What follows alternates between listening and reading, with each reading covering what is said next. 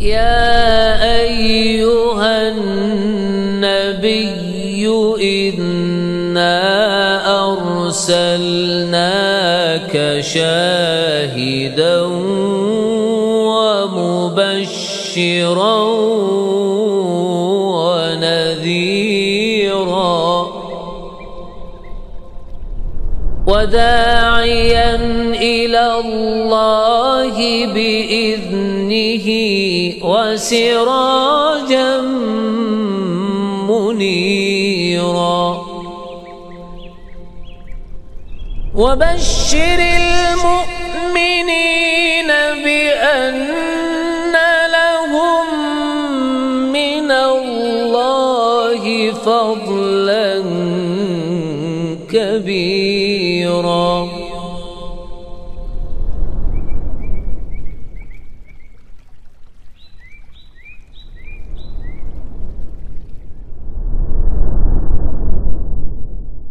أشهد أن لا إله إلا الله وحده لا شريك له وأشهد أن محمدا عبده ورسوله لا نبي بعده فإن أصدق الحديث كتاب الله وخير الهدي هدي محمد صلى الله عليه وسلم وشر الأمور محدثاتها وكل محدثة بدعة وكل بدعة ضلالة وكل ضلالة في النار.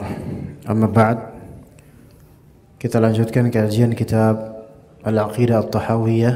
Pada kali ini kita masuk di pembahasan tentang Al-Isra dan Al-Mi'raj.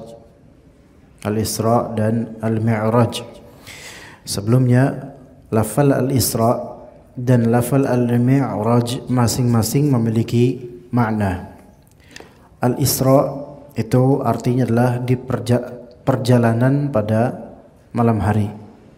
Diperjalankan pada malam hari.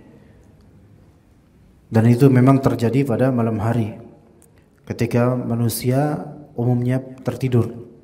Kemudian Al-Mi'raj yaitu diangkat, dinaikkan ke atas. Maka Al-Isra dan Al-Mi'raj adalah peristiwa yang terjadi di malam hari pada suatu malam di zaman Nabi SAW terhadap Nabi SAW berupa diangkatnya beliau ke langit. Diperjalankan dari Madinah menuju ke Masjid Al-Aqsa, kemudian juga dinaikkan ke langit sampai langit ketujuh yang hadisnya insyaallah akan kita sebutkan nanti. Kata Al-Tahawi rahimahullah, wal mi'raju haqqun, kejadian mi'raj itu hak, terjadi secara nyata, bukan suatu dongeng atau kisah yang hanya sebagai kedustaan atau mainan, bukan.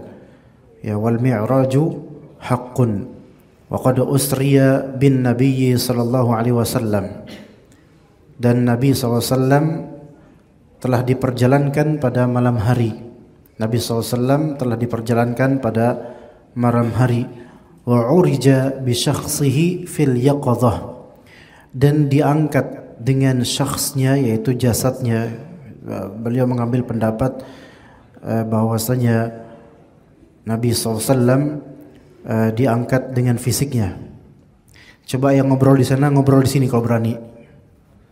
Ikhwah, yang ngobrol di sana keras suara, ngobrol di sini depan saya kalau berani. Fadhal. Ngobrol di sini kalau berani. Fadhal.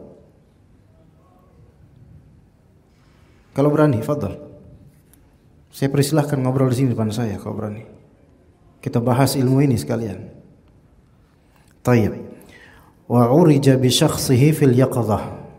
Oke, saya berikan tanbihan, wanti-wanti lagi. Sekiranya saya direktur antum gak akan berani melakukan itu depan saya. Padahal yang mungkin sebagai direktur saya membahas tentang pertambangan dunia. Dan ini kita bahas tentang agama Allah. Peristiwa yang dialami Rasulullah SAW. Ya, maka hendaknya kita lebih beradab dalam masalah ini, ikhwan. Semua dari antum, tanpa kecuali, apapun posisi antum, ketika dihadapkan ayat Allah dan hadis Nabi SAW dan ilmu agama, maka dengarkan. Imma antum ada kebutuhan, silahkan lakukan hajat di luar. Antum boleh juga tidur tafadhol karena mungkin itu hajat antum, atau kalau tidak antum dengarkan. Karena ini bermanfaat untuk iman kita semua. Begitu jemaah sekalian. Ya. Taib. Kita lanjutkan wa urija bi syakhsihi fil yaqadhah, dan diangkat Rasulullah SAW dengan jasadnya dalam keterjagaan. Artinya beliau itu tidak dalam keadaan tidur atau ngelindur, ngigau, tidak.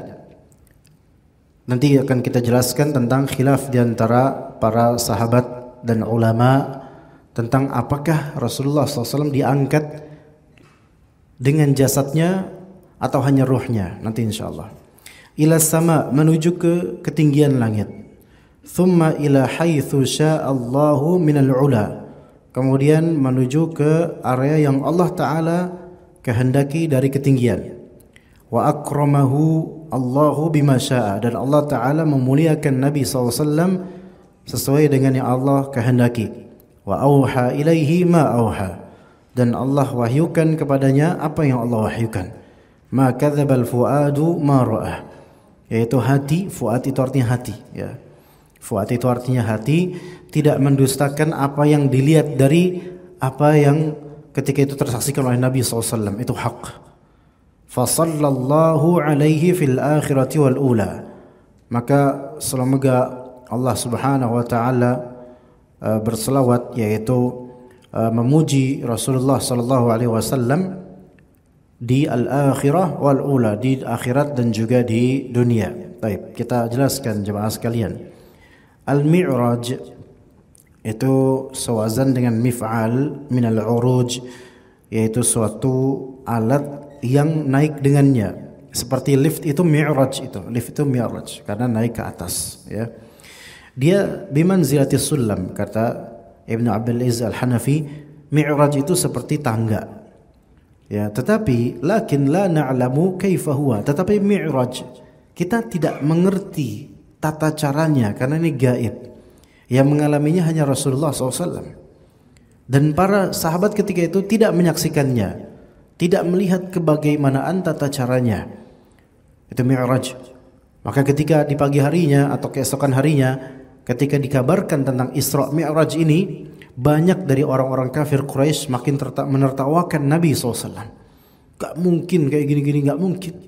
Namun kemudian ditanyakan kepada Abu Bakar, engkau percaya enggak kalau misalnya Rasulullah SAW tadi malam atau kemarin malam begini sampai ke langit ke-7? Maka Abu Bakar radhiyallahu an, ketika kalau memang itu yang dikatakan oleh Rasulullah SAW, maka aku percaya. Makanya disebut Abu Bakar As-Siddiq. Siddiq yaitu betul-betul percaya dengan apapun yang Rasulullah SAW lakukan dan katakan. Maka disebut, dijuluki Siddiq karena beliau orang paling pertama yang percaya kepada Rasulullah SAW dari kalangan laki-laki. Nah, kemudian hukum tentang Mi'raj. Ya, kalau kita mau mendiskusikan tentang Mi'raj, maka ini sama dengan menghukuminya seperti menghukumi mughayyabat, yaitu hal-hal yang bersifat gaib. Ketika itu gaib bagi kita, dan gaib mutlak, tidak ada satupun orang yang tahu dan merasakan bagaimana Mi'raj, maka kita kembalikan kepada dalil.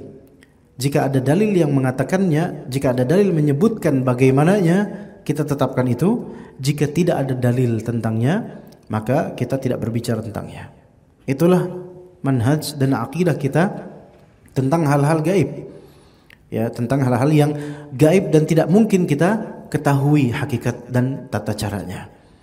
Kita mengimani adanya Mi'raj, tapi kita tidak menyibukkan dengan bagaimana tata caranya.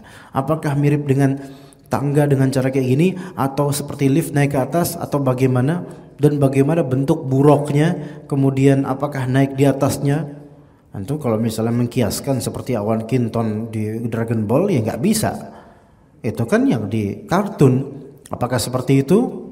Ya, yang pasti nggak mungkin seperti itu, karena itu hanyalah khayalan manusia. Wallahu a'lam. Kita hanya imani apa yang terwartakan di hadis Nabi SAW. Ya.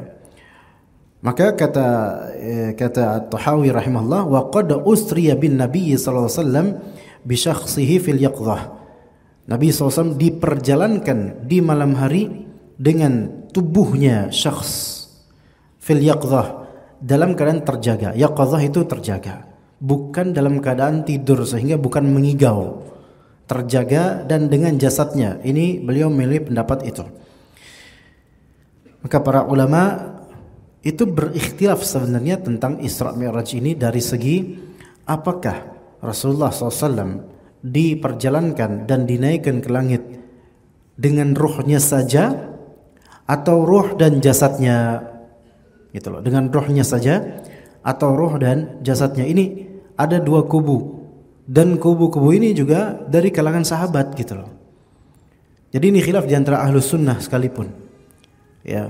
Maka ada yang mengatakan bahwasanya Isra, yaitu Isra Mi'raj ini pada Nabi SAW terjadi dengan ruhnya saja, dengan ruhnya saja, sedangkan jasadnya tetap ada di atas kasur. Ini pendapat pertama. Ibnu Ishaq menyebutkan pendapat ini diriwayatkan dari Aisyah, istrinya Nabi langsung, dan juga dari Muawiyah bin Abi Sufyan radhiyallahu anhuma. Juga diriwayatkan Al-Hasan Al-Basri, tabi'in, bukan sahabat. Al-Hasan Al-Basri itu lebih condong ke pendapat ini, yaitu Isra Mi'raj dengan ruh saja tanpa jasad. Berarti apakah kalau misalnya ini kita bagi bedakan, misalnya ini pendapat ini benar, bedakan antara Isra dalam keadaan tidur dengan Isra dalam keadaan ruhnya saja. Ya, kalau tidur berarti ya memang tidur, tidak terjaga, berarti itu murni mimpi. Tapi kalau misalnya ruhnya yang di Isra Mi'rajkan namun tidak tidur, maka itulah pendapat sahabat Aisyah dan juga Muawiyah dan lainnya. Nah, kalau misalnya tidur, jelas itu jadi mimpi. Nah, kalau itu mimpi, ya sebatas mimpi, tidak mengalami secara hakiki, gitu loh. Karena mimpi itu kerap kali bukan suatu pengalaman yang real, melainkan kerap kali suatu gambaran, baik sahih atau palsu, pokoknya gambaran. Itu mimpi. Nah, bagaimana kalau misalnya ini dalam keadaan berjasad, jasadnya itu ada di atas kasur, tapi ruhnya kemudian terangkat, diperjalankan ke Baitul Maqdis, kemudian diangkat ke langit sampai langit ke-7. Rohnya saja, berarti mati dong, gitu kata sebagian. Berarti kalau rohnya berarti kecabut, berarti jasadnya itu tidak memiliki ruh dong, berarti nggak nafas dong. Di sini para ulama kemudian mengembangkan permasalahan menjadi permasalahan ruh di dalam tubuh. Ada beberapa dari ulama yang membagi ruh dengan beberapa macam. Memang ruh itu ada dalam tubuh kita, namun memiliki klasifikasi ruh itu. Kata sebagian ulama, ada ruh namanya ruh an-nafs, ada ruh namanya ruhul yaqdah, dan satu lagi saya lupa namanya apa. Kalau ruh an-nafs yaitu nyawa kita, itu ruh nafs. Adapun ruh yaqdah yaitu ruh keterjagaan. Ya, yang mana ruh yaqdah ini, dia ketika kita tidur, maka ruh yaqzah ini bermain di alam ruh. Makanya kata sebagian dari ulama bahwasanya di antara Syekh Muhammad bin Shalih Al-Utsaimin dalam Syarah Riyadhus Shalihin menyebutkan alam ruh itu banyak penuh misteri, dan di antara keajaiban masalah ruh adalah ketika seseorang tidur, ruhnya itu bisa keliling kemana-mana, ke tempat mana, jauh, bahkan jauh. Ketika dia terbangun, itu berarti ruh yang ini itu sudah menyatu pada badannya. Ini yang disebut oleh sebagian ulama disebut ruhul yaqazah, ruh keterjagaan. Maka wallahu alam, kalau pakai metode ini dan dicocokkan dengan pendapat Aisyah dan Muawiyah, maka di jasad Nabi SAW di atas kasur ada ruh, yaitu nyawanya beliau. Namun yang diambil kemudian yang berihlah sampai ke Baitul Maqdis, sampai ke langit 7, itu ruhul yaqzah namanya, ruh keterjagaan, mengalami secara real. Nah ini, jadi wallahu alam, ketika kita tidur, apakah mungkin ruh kita itu berselancar? Mungkin sekali. Ya, tetapi itu tetap dimensi yang memang kita nggak bisa memformulasikannya, nggak tahu. Gitu. Itu sesuatu yang ajaib gitu. Ya, ini pendapat pertama. Jadi bukan tidur. Mungkin kalau tidur jasadnya mungkin. Ini bagi Aisyah dan Muawiyah. Ya, sedangkan ruh yaqzahnya itu diperjalankan di malam hari. Ini pendapat pertama. Ada pendapat kedua bahwasanya Isra itu terjadi 2 kali. Tapi ini pendapat yang tidak diambil ya. Nah, pendapat yang ketiga bahwasanya Isra Mi'raj itu terjadi pada Rasulullah ruhnya dan jasadnya.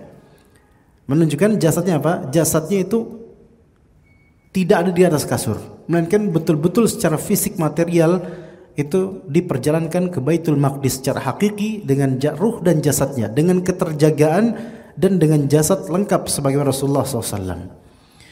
Makanya dalam riwayat kemudian tsumastaiqadzu, kemudian aku pun terbangun itu ada di atas kasur. Jadi dibalikkan ke kasur. Makanya Aisyah radhiyallahu anha itu berpendapat enggak, yang diangkat, yang dinaikkan, yang pergi adalah ruhnya saja, jasadnya masih ada. Buktinya istaiqadzu, aku pun bangun. Jadi dikembalikan ruhnya terus bangun, ya gitu. Kata pendapat yang ini, kalau memang ternyata jasadnya juga dibawa ke langit, kenapa kok baru bangun pas di atas kasur? Kata Nabi SAW, setelah semua event ini selesai, tsumastaiqadzu, kemudian aku bangun di atas kasur. Faham gak? Dia bangun di atas kasur. Kan ini seolah mengindikasikan bahwasanya yang pergi adalah hanya rohnya saja, bukan jasadnya. Tapi sebagian ulama berpendapat enggak, jasadnya juga. Adapun kenapa kok Rasulullah SAW bangunnya ini jasadnya bangun pas di atas kasur, kenapa enggak bangun pas di mana gitu ya? Kenapa kok di atas kasur? Ya untuk membuktikan bahwasanya berpindahnya alam dari alam duniawi biasa seperti di atas kasur sampai berpindahnya alam ke alam gaib seperti itu membutuhkan dimensi lain, dan kemudian mengembalikannya juga dengan bentuk yang sama, dengan waktu yang singkat di alam dunia namun panjang di alam akhirat, di alam ruh. Mungkin nggak seseorang dengan fisiknya masuk ke alam lain? Ini pertanyaan saya. Ada nggak di antara antum yang pernah digondol wewe ikhwan, diculik setan? Pernah? Kau pernah? Ayo cerita, biar seru kayaknya. Atau punya keluarga atau orang lain yang kita dengar secara real dia memang pernah hilang, missing people, bukan hilang karena diculik manusia, tapi pindah dimensi alam dengan jasadnya, bukan hanya ruh. Adapun mati suri itu memang berpindah alam sebentar, tapi itu ruhnya saja, jasadnya enggak, ya enggak. Ini orang memang hilang beneran hilang gitu loh. Dan kemudian balik dengan jasadnya dan ruhnya, dan dia menceritakan spiritual experience-nya gitu. Saya itu ke alam jin. Antum kalau misalnya ada orang yang bercerita seperti itu, percaya enggak? Dan orang itu mendekat, percaya enggak kira-kira? Ini pertanyaan, percaya enggak? Anak diculik sama jin, kemudian pindah, bahkan anak ke kondangan jin misalnya. Dan itu ada cerita kayak gitu, beneran ada. Ke pesta pernikahan jin, bentuknya aneh-aneh, anak beda sendiri, ya, gitu. Mungkin enggak? Kita bisa percaya, boleh percaya dengan kenyataan dia sedang dipindahkan alamnya, mungkin. Begini loh, material benda seperti keris dan benda-benda lainnya bisa enggak dipindahkan alam oleh jin? Bisa, ke alam gaib bisa. Lihat, manusia juga bisa. Dan di zaman Umar bin Khattab pernah terjadi penculikan manusia oleh jin, yang mana setelah bertahun-tahun itu dianggap ini orang udah hilang. Tiba-tiba di tahun sekian tiba-tiba muncul itu orang. Loh, belum mati dah sampean? Enggak, saya itu ke alam lain. Ternyata terjadi seperti di zaman Umar bin Khattab. Rasulullah sudah wafat. Di zaman ini bisa terjadi? Mungkin. Coba antum ketika di beberapa berita cari tentang misal hutan Jepara misalnya, atau bis-bis yang tiba-tiba berada di tengah hutan dan seterusnya. Itu bagaimana bisa sampai situ? Itu ada sisi dimensi yang bergesekan dan pindah alam. Sebentar, kemudian sampai situ. Kemudian ada orang di stasiun misalnya, pernah terjadi di sini, ini rel mana sih? Rel di mana? Rel mana? Sana benar. Itu pernah terjadi, mungkin dari Depok atau dari Bogor atau dari mana, kemudian tiba-tiba ke stasiun Manggarai atau ke Tebet, ternyata yang ditumpangin dia kereta gaib gitu loh. Dan penumpangnya aneh semua. Turun-turun dia udah di kebun pisang. Itu ke alam siapa itu? Nggak ada, alam manusia nggak bisa kayak gitu. Maka berpindahnya alam itu possible. Berpindahnya alam itu possible. Jasad dan ruhnya juga. Dengan izin Allah. Dan kalau bisa jangan sampai terjadi pada ana dan antum. Nggak enak soalnya. Ya. Dan itu waktunya beda. Ya, mungkin kalau antum tanya sama jin jam berapa, jin nggak ada yang kenal jam berapa. Beda waktunya dia dengan kita. Wallahu alam, gimana kok bisa gitu? Allahu alam. Ajaib memang alam roh itu. Nah, Nabi SAW dalam waktu yang singkat secara alam dunia, tapi beliau diperjalankan ke Masjid Al-Aqsa. Berapa lama kalau naik unta ketika itu? Makanya orang-orang kafir musyrikin ketika dengar peristiwa kayak gitu ketawa mereka. Mana mungkin, ngawur aja gitu. Udah gitu ditambah dengan Mi'raj. Isra itu diperjalankan di malam hari dari Masjid Nabawi ke Masjid Al-Aqsa. Mi'raj itu dinaikkan ke langit. Itu Isra dan Mi'raj. Maka Mi'raj sampai berapa? 7 lapis langit. Gimana? Orang-orang musyrikin ketawa. Dengan waktu sesingkat itu, dalam satu malam, dalam beberapa jam mungkin. Ya, dinaikkan seperti itu yang ke dalam riwayat Abdullah bin Mas'ud radhiyallahu anhu. Beliau berkata, jarak antara satu langit ke langit berikutnya di 7 langit itu, satu langit ke langit berikutnya itu 500 tahun perjalanan. Tapi itu bisa dengan sesimpel itu. Kok bisa dengan sesimpel itu? Ya bisa, dengan izin Allah. Sekarang kalau antum perhatikan riwayat hadis Nabi SAW tentang bagaimana seorang beriman ketika dicabut ruhnya, dimatinya, itu kan dibawa oleh para malaikat ke langit pertama. Ruhnya dibawa. Dicabut, dibawa kemudian ke langit pertama. Kalau dia beriman, itu malaikat di langit itu mereka bertanya, siapa ini orang? Fulan bin Fulan, disebutkan nama-nama terbaiknya. Sampai langit pertama diketuk untuk dibukakan pintunya, pintu langit pertama. Siapa yang akan masuk? Fulan bin Fulan, orang soleh. Dinaikkan ke langit kedua, ke langit ketiga sampai langit ketujuh. Itu yang akan terjadi kalau misalnya kita orang beriman dan soleh. Setelah wafat kita, exactly setelah wafat kita langsung. Dicabut ruhnya langsung begitu kalau kita saleh. Dan itu dalam waktu kapan? Singkat ikhwan. Berapa lama setelah wafat kemudian dimandikan, mungkin butuh proses sampai ke masjid untuk disolatkan, mungkin 4 jam, 5 jam, 6 jam, tergantung relatif. Dikebumikan kemudian 7 jam misalnya, selesai. Maka setelah dikebumikan, maka dikembalikan ruh itu menuju ke tempat di mana dia dikebumikan. Berapa lama? Hanya berapa jam. Hanya berapa jam. Namun dia telah mengalami safar yang begitu jauh di alamnya. Sampai ke langit ketujuh, sampai Allah menerima orang ini. Kembalikan dia ke ke area di mana dia dikubur. Ya. Maka kembali ke kubur dalam waktu berapa lama? Sebentar. Kemudian dikubur mulai setelah selesai dimakamkan, disunnahkan apa? Orang-orang saleh yang terdekat padanya untuk tetap duduk mendoakan di atas kuburnya beberapa jenak. Sehingga mayit tersebut ruhnya udah ada tuh, merasa tenang di alam kuburnya.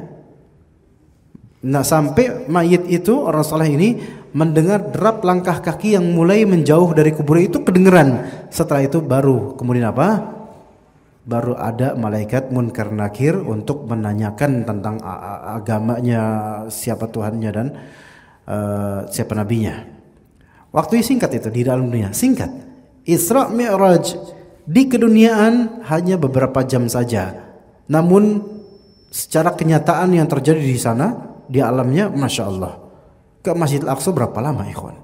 Langit ketujuh, sampai langit ketujuh bisa gitu. Kemudian dibalikkan oleh Allah Azza wa Jalla menuju kasurnya Rasulullah SAW, dan dalam riwayat beliau masih merasakan ketika bangun, beliau masih merasakan hangatnya kasurnya. Berarti sejenak doang di alam dunia.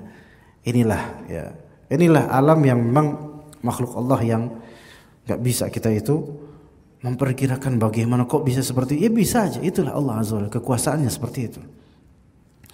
Ya, jadi yang sahih wallahu alam menurut Abu Ja'far At-Tahawi rahimahullah, yaitu dinaikkan Isra Mi'raj, Rasulullah dinaikkan secara ruh dan juga jasad. Bagaimana? Allah alam. Allah yang lebih tahu tata caranya. Kalau pakai logika keduniaan kita nggak masuk memang, karena kita itu terbatas logika kita. Tapi ketika Rasulullah mengabarkan, wajib kita untuk mempercayainya. Afwan, dari Masjidil Haram ya ila Masjidil Aqsa sebagai surat Al-Isra, di surat Al-Isra. Ya, bukan Masjid Nabawi, Masjidil Haram. Ya. Taib. Kemudian dari Baitul Maqdis ya, maka dimi'rajkan Rasulullah SAW ke langit dunia dulu pertama. Maka di langit dunia, itu langit pertama ya, maka Jibril alaihissalam yang ketika itu bersama Rasulullah SAW meminta dibukakan pintu langit pertama untuk menuju berikutnya. Maka dibukakan. Di langit pertama ketika dibukakan, maka dilihat ada Nabi Adam alaihissalam, bapaknya seluruh manusia. Maka Rasulullah SAW salam terhadapnya. Dan Nabi Adam alaihissalam mentarhib dan menyambut. Ini alamnya gitu loh. Beda alam khalas, bukan alam dunia. Ya, disambut oleh Nabi Adam alaihissalam, dan Nabi Adam alaihissalam mengikrarkan kenabian Nabi Muhammad SAW. Dinaikkan kemudian ke langit kedua, dimintakan untuk dibuka, kemudian dilihatlah di langit kedua terlihat ada Yahya, Nabi Yahya alaihissalam, putranya Nabi Zakaria alaihissalam, dan juga Nabi Isa bin Maryam. Nabi Isa alaihissalam ada di langit kedua. Ini juga alam yang berbeda. Sekarang kalau antum tanya, loh, bukannya Nabi Isa alaihissalam belum wafat? Iya, belum wafat. Kok bisa ada di alam ini? Allahu a'lam. Itu jawabannya, Allahu a'lam. Karena hal-hal seperti ini gaib. Kita nggak bisa kemudian menyimpulkan begini begitu tanpa arahan ulama dan tanpa dalil. Maka Nabi alaihissalam bersalam kepada Nabi Yahya dan Nabi Isa alaihissalam. Maka keduanya pun menjawab salamnya Rasulullah SAW dan menyambutnya serta mengakui kenabian Nabi Muhammad SAW. Ke langit ketiga, Nabi SAW melihat Nabi Yusuf alaihissalam. Kemudian salam, kemudian dijawab, disambut oleh Nabi Yusuf, dan Nabi Yusuf mengikrarkan kenabian Rasulullah SAW. Kemudian dinaikkan ke langit keempat, di situ ada Nabi Idris alaihissalam. Sama seperti sebelum-sebelumnya apa yang mereka perlakukan kepada Nabi kita alaihissalam.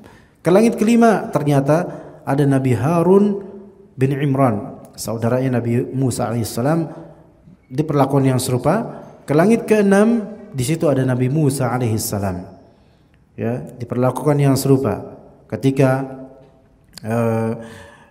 melewati Nabi Musa alaihissalam, baka Musa, Nabi Musa menangis.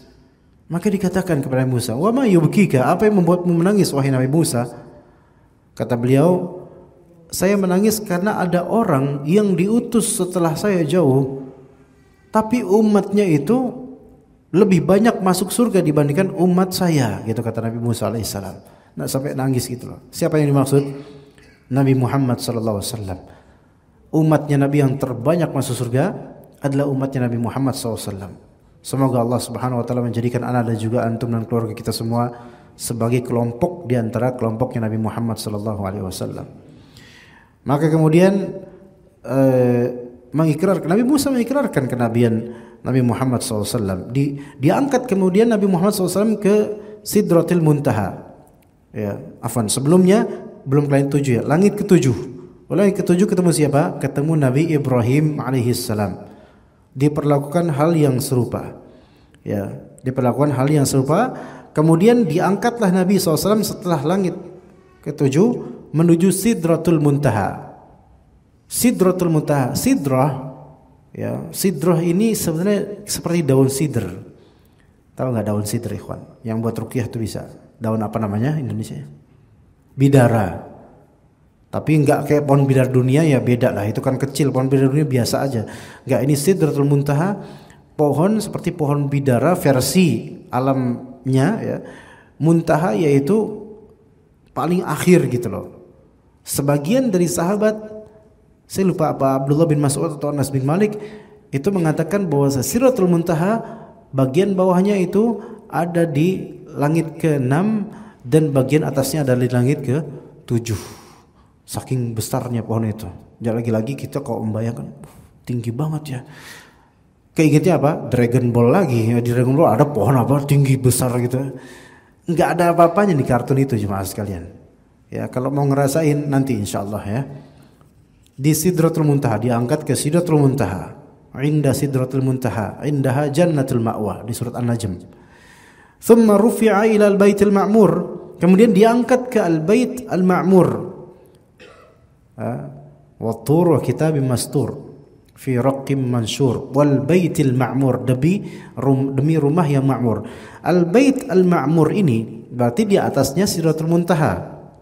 Nah, al bait al ma'mur ini yang dihikayatkan oleh sebagian ulama bahwasanya kata Allah Azza wa Jalla, inna anzalnahu fi lailatul qadr, kami turunkan Al-Qur'an di malam Lailatul Qadar. Ya. Ingat, malam Lailatul Qadar itu diturunkannya Al-Quran kemana?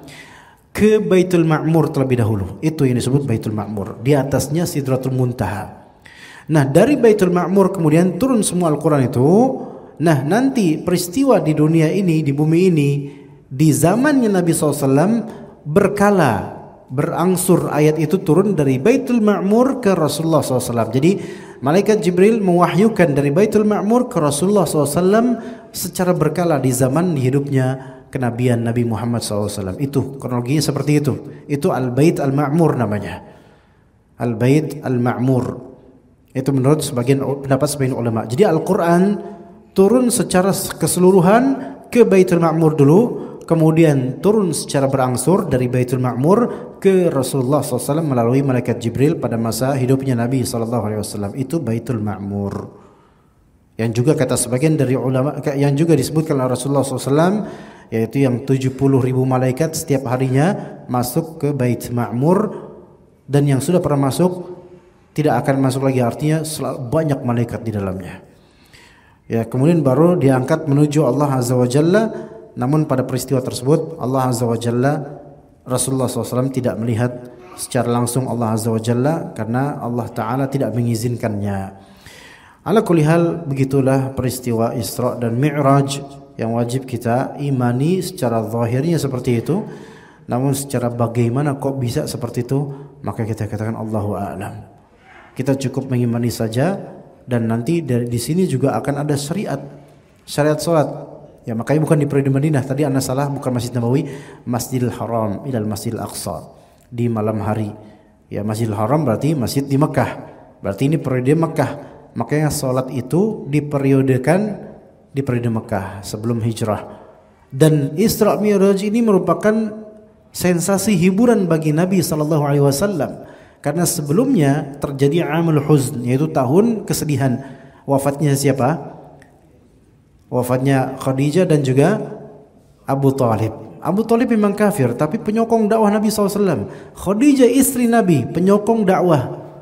Maka sebenarnya kalau seorang da'i itu kehilangan penyokong dakwah, itu sangat sedih sebenarnya. Baik dari segi keluarga maupun dari segi backup, ya, orang yang membackup. Ya, seperti itu. Wallahu ta'ala alam.